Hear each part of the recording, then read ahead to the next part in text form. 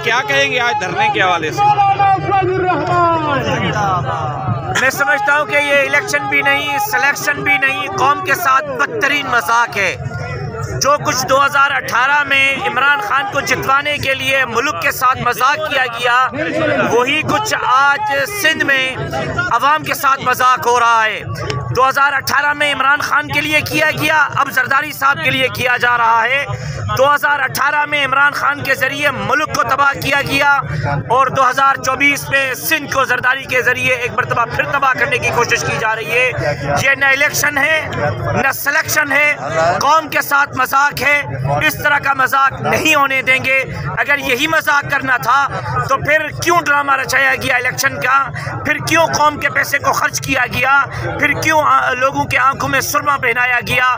मैं समझता हूं कि अवाम बेवकूफ़ नहीं, अवाम जाग चुकी है और किसी सूरत इस मजाक को हम बर्दाश्त करने के लिए तैयार नहीं। और जरदारी साहब से कहना चाहता हूं, जरदारी साहब इस इलेक्शन पर फतह न मनाएं बल्कि शर्म करें। आपको शर्म आनी चाहिए कि आपने सिंध के इलेक्शन पर न सिर्फ चोरी की है बल्कि डाका डाला है। और हम आपके डाके के खिलाफ और आपके साथ खड़े होने वालों के खिलाफ इंशाअल्लाह जमीयत उलमा इस्लाम के प्लेटफॉर्म से जब तक आप इख्तिदार में रहेंगे इंशाअल्लाह आपके मद्दे मुकाबिल खड़े रहेंगे।